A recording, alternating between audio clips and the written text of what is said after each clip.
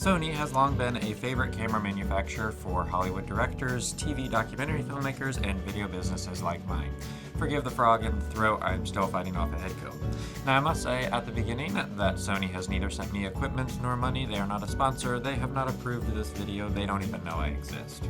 When buying Sony, does it make sense to pay top dollar for those brand new bells and whistles, or does it make sense to buy used and save a little bit on the money, but have a shorter shelf life for your camera? Well, let's find out. Starting with the F3 in 2011, wow, there was a frog in the voice. At $16,000, you can now get this camera for $1,700.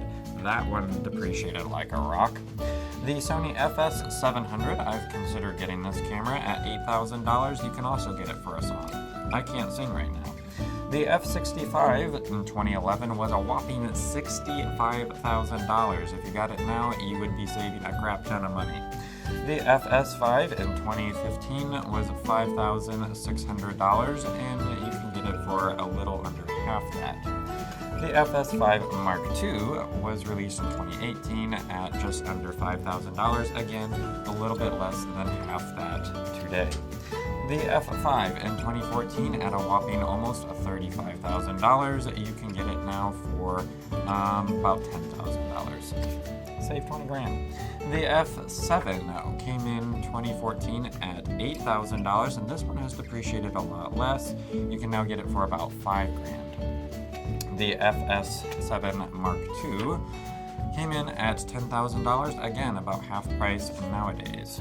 The F55, another $35,000 camera, which you can get at a steal these days. The FX9 just came out a few years ago at, what was that, $11,000, same price today, folks.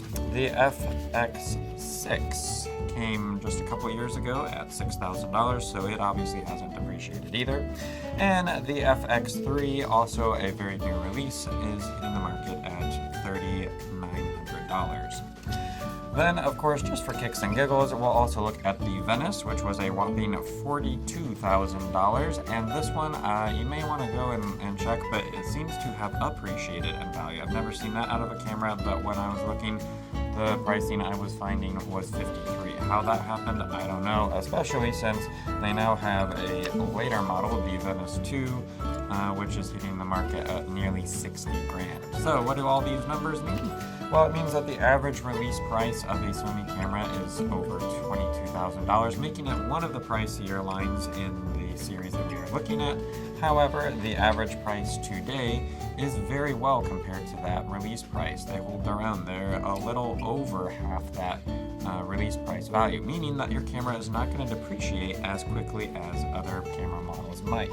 Now, because I added some of the higher release price point cameras like the F65 and the Venices and things like that, to look at all the cameras that were launched at under $40,000, their average launch price was actually about $13,000.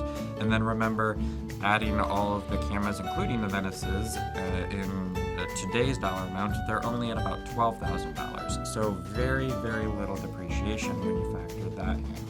When determining which Sony camera is the best to buy, obviously in terms of budget, the Venices are out. Sorry about that. But looking at all the other camera lines at either the average start price or what you can get for them today, really all of the other lines can be a very smart budget decision. Obviously, budget isn't the only factor when deciding which is your next camera to buy, so be sure to check out the video that I have on the absolute essential list of specifications that you will need in your camera to have a profitable business. If you're also interested in how the other camera manufacturers perform in terms of budget compared to Sony, then be sure to check out the other videos in this series.